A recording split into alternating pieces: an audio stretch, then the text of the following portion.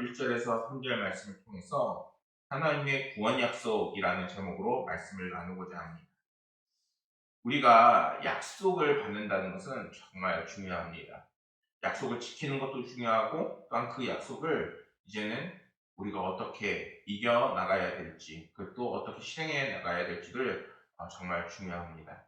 오늘 말씀에서 하나님께서는 우리에게 구원의 그 약속을 해주시고 계시며 단순히 이스라엘 백성들에게만 해주시는 약속이 아니라 이 약속의 말씀이 이사야의 그 예언의 말씀이듯이 오늘날 살아가는 성도들에게도 그 구원을 약속하신다는 것을 우리는 믿을 수 있어야겠습니다. 아멘. 오늘 나눈 말씀에서 하나님께서는 이스라엘 백성들을 향해서 이렇게 말씀하십니다. 야곱아, 너를 창조하신 여호와 하나님께서 지금 말씀하신다. 말씀에서 이 표현 중에 창조하신과 지으신에 해당하는 그 원문에는 모두 능동분사형이라는 시제가 쓰였습니다. 그 말은 이 히브리어 표현에는 계속해서 이어진다는 그 뜻을 가지고 있는 것입니다. 그 말은 이제 하나님께서 이스라엘을 야곱이라고 부르시면서 하나님께서 그들을 구원하기 위해서 계속해서 도우시고 계신다는 것입니다.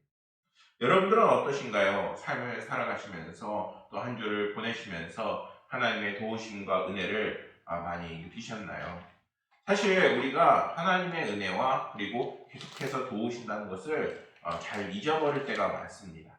그런데 우리가 1년만 돌아봐도 아니면 2년만 돌아봐도 그리고 더 돌아봐도 내가 지금 이곳에 있는 것은 정말 하나님의 은혜가 있었기 때문이라는 것을 우리는 깨달을 수 있습니다. 하나님은 이러한 말씀 뒤에 이렇게 말씀하십니다. 두려워하지 말라. 앞에서 창조하시고 지으신의 그 전제가 바로 이 두려워하지 말라는 것입니다. 이사야 40장에서 48장까지는 바벨론의 포로가 된 이스라엘 백성의 그 이야기가 나오는데 오늘 말씀에서는 그들이 어떻게 될 것이냐? 바로 회복되어지고 이제는 치유되어지고 하나님께서 구원할 것임을 약속하고 계신다는 것입니다. 완벽한 타로 계획이라는 그 글이 있는데 그 내용을 보면은 어느 교도소에 수감된 한 죄수가 있었습니다. 이 죄수가 이제는 너무나도 그 교도소를 탈출하고 싶어서 매일매일 탈옥을 꿈꾸게 됩니다. 그리고 수많은 계획들을 세우게 되는데 그러던 어느 날 매일 일정한 시간에 교도소를 방문하는 빵 배달차가 있었던 것을 바라보게 됩니다. 그리고 번뜩이는 아이디어가 이제는 그 뇌리를 스치고 가게 되는 것이죠. 삼엄한 경비가 유일하게 이때만큼은 소홀해지게 돼서 이 빵 배달차가 들어올 때에 그는 잠시 그 틈을 이용해서 이 차에 타는 것입니다. 빵으로 꽉 차있던 이 화물칸은 너무나도 덥고 숨막히고 그리고 답답한 그런 차지만 자기가 앞으로 자유를 얻게 된다는 그 생각에 꼭 참을 수 있는 그런 인내심이 발동하게 됩니다. 삐윽고 차가 멈추고 이제 다시 빵 배달차의 그 짐칸이 열리게 됩니다. 이 죄수는 이 배달차의 그 차를 나가게 되면서 야 자유다 하고 나갔는데 이게 웬걸? 그곳이 어디였을까요? 다음 교도소인 것입니다. 그가 잔뜩 기대에 부푼 채로 나가게 되지만 결국에는 더 자기가 있었던 교도소보다 더 흉악범들이 많은 위험한 교도소에 보내졌다는 이 이야기입니다. 이 이야기는 죄수가 자유롭게 되기 위해서는 자신의 그 형량을 맞춰야 하고 또한 우리의 삶이 어떻게 뭔가 자유를 얻게 되기 위해서는 일정 기간을 보내야 한다는 것입니다. 이스라엘 백성들은 지금 이 상황에서 어떻게 했어야 될까요? 바로 포로된 세월을 잘 보내야 이제는 자유를 얻게 되는 것입니다. 포로가 되고 어려운 현실을 만난 이스라엘 백성들은 자신들의 형편과 상황을 이제는 너무나도 이제 자유롭길 원하고 그리고 간절함이 가득했던 것입니다. 그들은 불안함에 고통스러운 형편과 상황으로 인해서 자신들이 과연 하나님의 축복받은 백성인지 다시 한번 되돌아보게 될 것입니다. 그리고 또 초라한 자신을 이제는 어떻게 될 것인지 너무나도 힘겨워서 좌절할 수밖에 없는 상황을 만약에 그들이 포로된 상황이라면 맞이하게 될 것이라는 것이죠. 그런 그들에게 하나님께서는 미리 이렇게 말씀해 주고 계시는 겁니다. 지금도 그들을 창조해 나가고 계시며 조성해 나가고 계신다는 그러한 말씀인 것입니다. 그들이 지금 힘들고 어렵기 전에도 하나님께서 함께 하셨고 앞으로도 함께 하실 것이라는 것입니다. 지금의 우리가 당하고 있는 모든 현실이 때로는 포기하고 낙담하고 절망하고 한없이 이제는 우리에게 고난으로 느껴질 때가 많을 수 있습니다. 그러나 하나님께서는 그러한 현실 속에서 이제는 미래와 소망을 우리에게 주시면서 내가 너와 함께하고 그리고 너희를 이제는 끌어올리겠다. 내가 너희를 높이겠다라고 분명하게 약속하고 계시는 것입니다. 그러면서 이렇게 말씀하십니다. 너는 두려워하지 말라. 내가 너를 구속하였고 내가 너를 지명하여 불렀나니 너는 내 것이라. 이 말씀은 오늘날 하나님의 백성을 향해서 하는 그러한 말씀인 것입니다. 그리스도인이라 이제는 주님의 그 구속으로 은총을 받은 자들입니다. 이제는 우리가 주님 안에서 새롭게 지음받는 자들이죠. 우리가 주님을 의지할 때마다 이제는 하나님께서는 우리의 좌절되고 낙심하고 그리고 무너져가는 우리의 삶을 이제는 계속 끌어올려 주시게 되는 것입니다.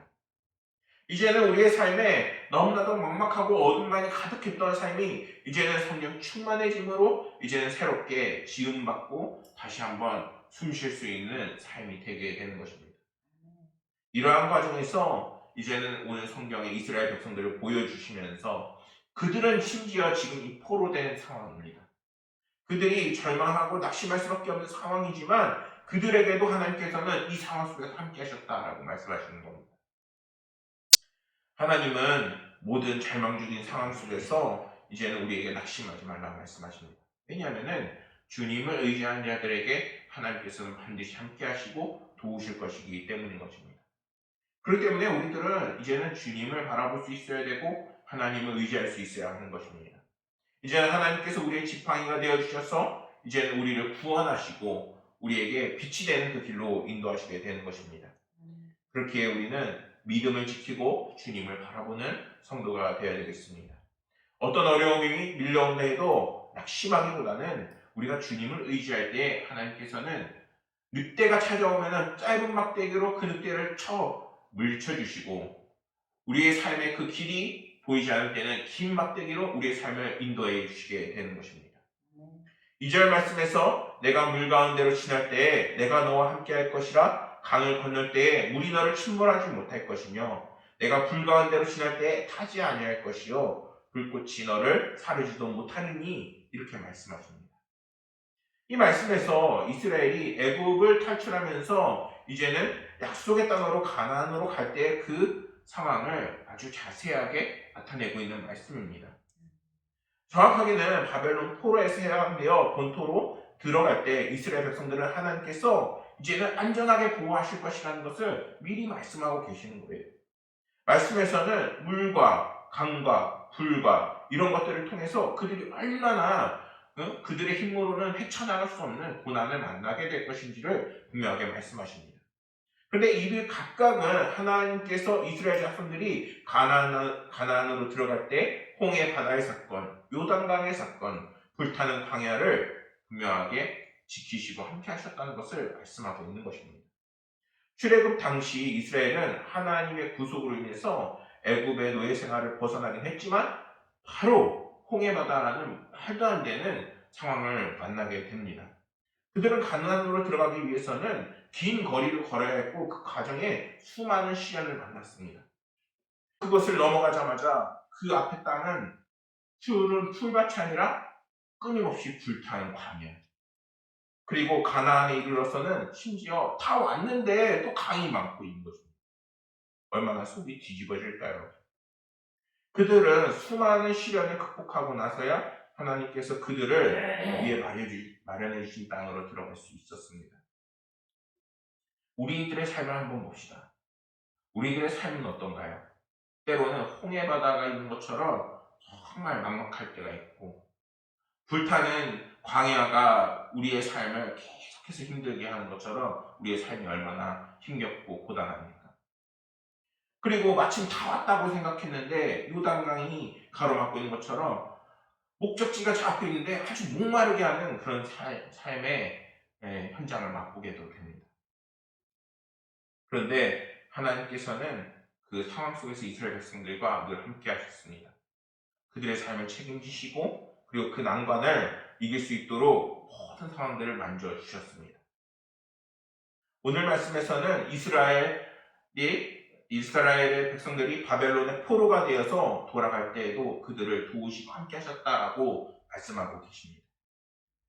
성도 여러분, 이 말씀은 오늘날 우리들에게도 이제는 우리의 삶의 길을 인도하시며 하나님께서 보호하실 것이며 책임져 주시고 최종적으로는 우리가 천국 본향에 갈 때까지 하나님께서 우리의 삶의 모든 것을 책임져 주시겠다고 말씀하시는 것입니다. 그렇게 우리들은 이제는 하나님을 바라보며 천국을 바라보며 이제는 하나님께서 임마누엘의 하나님 되셔서 우리와 늘 함께 계심을 우리는 잊지 말아야 하는 것입니다. 성경은 이렇게 말씀합니다. 마태복음 28장 20절 말씀에서 내가 너희에게 분부한 모든 것을 가르쳐 지키게 하라. 볼지어다 내가 세상 끝날까지 너희와 항상 함께하리라. 이렇게 말씀하십니다. 주님께서 언제까지 우리와 함께 하시나요? 바로 세상 끝날까지 함께 하신다라고 말씀하고 계십니다. 히브리서 13장 5절 말씀에서는 이렇게 말씀합니다. 돈을 사랑하지 말고 있는 바를 족한 줄로 알아. 그가 친히 말씀하시기를 내가 결코 너희를 버리지 아니하고 너희를 결코 떠나지 아니하리라 하셨느니라. 이렇게 말씀하십니다. 하나님께서는 우리가 험한 길을 갈 때에도 또한 좋은 길을 갈 때에도 늘 함께 하시며 늘 동행하시며 우리를 책임지시겠다고 분명하게 말씀하십니다.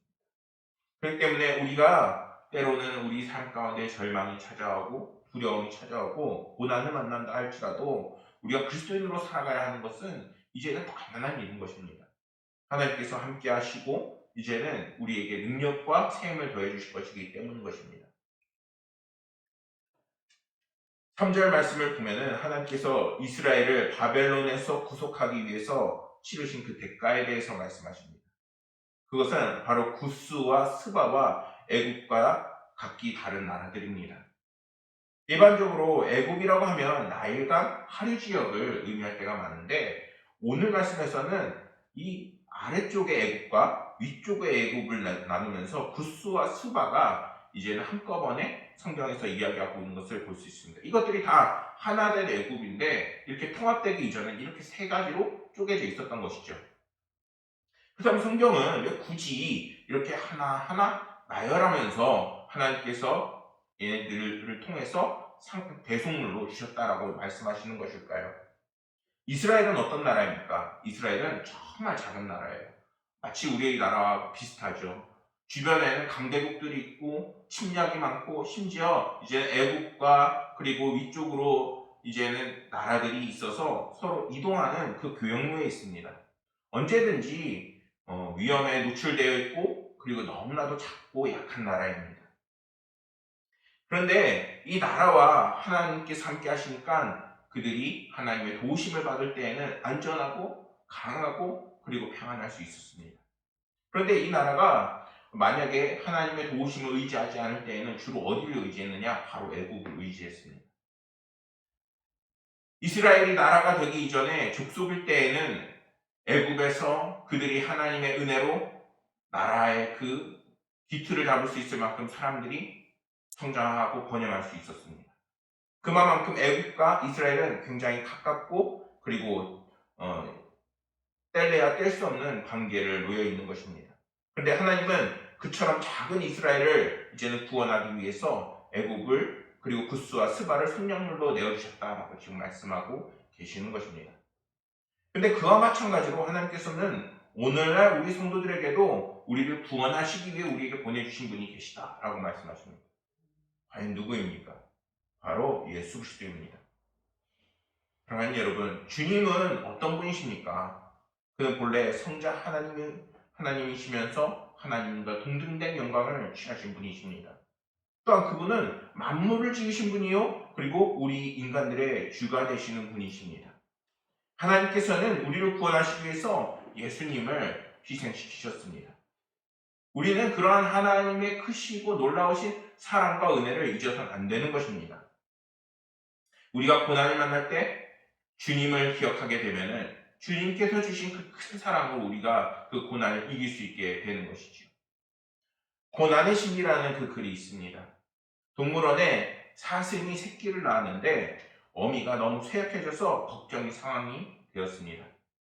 사육사들이 막 의논을 합니다. 어떻게 할까? 어떻게 하면은 이 사슴이 아기를 잘 낳을 수 있을까? 이렇게 이야기를 합니다. 그러자 사육사들이 의논 끝에 무통분만을 하게 도와줍니다. 그런데 놀라운 일이 펼쳐집니다. 아이를 낳았는데 이 사슴의 어미가 어떻게 했을까요? 새끼 사슴을 외면하는 겁니다. 본체만 차면서 돌아보지 않는 그 어린 아기 사슴이 되어져 버리게 된 것입니다. 왜 그럴까요? 상고의 그 진통을 모르는 어미가 애틋한 그 새끼를 몰라보고 있는 것입니다.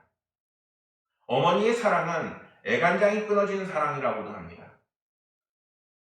우리가 지금 사순절 기간을 보내고 있습니다. 예수님의 그 십자가 고난의 길을 따라가는 바로 그러한 절기입니다. 그런데 우리가 그 고난은 생명의 원리입니다. 모든 생명은 아픔으로 시작합니다. 우리는 모두 어머니의 해산의 진통으로 태어났습니다. 새봄의 여린 새수는 단단한 껍질을 깨트리는 진통으로 도단하게 됩니다. 앙증맞은 꽃봉오리들은 혹독한 꽃샘 바람에 치를 떨어야 아름답고 향기로운 꽃이 되게 되는 것입니다. 고난 또한 구원의 원리입니다. 우리는 모두 예수님의 십자가의 고난으로 구원을 받았습니다. 라는 글입니다. 사랑하는 성도 여러분, 우리가 하나님께서 우리를 인도하시고 함께 하신다는 놀라운 은혜를 잊지 말아야 합니다. 하나님은 우리가 고난 중에도 어려움을 만났을 때에도 우리와 함께 하시며 우리의 삶의 요소요소마다 우리의 구원의 그 손을 내밀어 주십니다. 중요한 것은 우리가 그 손을 붙잡는 거예요. 우리가 그 손을 붙잡지 않기 때문에 고난 중에서 홀로 외롭고 그리고 눈물이 흐르고 너무나도 아픈 것입니다. 사랑하는 성도 여러분, 하나님의 크신 사랑이 우리와 함께함을 잊지 마시기 소망합니다. 그리고 그 사랑은 오늘날 우리들을 하나님의 백성으로 거듭나게 하고 또한 구원하게 하는 그러한 손길임을 꼭 기억해야겠습니다. 그 사랑을 기억하고 우리가 주님을 의지할 때 하나님께서는 지금도 쉬지 않으시고 움직이시며 하나님의 백성을 구원하시기 위해 지금도 손을 내밀고 계십니다. 하나님을 신뢰함으로 그리스도인으로 당당하게 살아나가시고 놀라운 은혜를 맛보는 저와 여러분들이 되기를 간절히 소망하겠습니다. 기도하시겠습니다. 하나님 아버지, 오늘 하나님의 구원하심의 그 약속을 다시 한번 묵상하고 하나님의 그 구원하심을 믿습니다. 우리가 천국에 갈 때뿐만 아니라 우리의 삶에 있는 모든 어려움들이 하나님을 만날 때에 또한 주님을 의지할 때에 모두 하나하나 해결되는 줄 믿사오니 하나님 아버지, 성도들이 가지고 있는 모든 기도 제목과 어려움들, 문제들 아버지 하나님께서 만져 주옵소서. 하나님께서 함께 하시고 늘 동행하실 것을 믿으며 모든 말씀 우리 구주 예수 그리스도 이름으로 기도드렸습니다.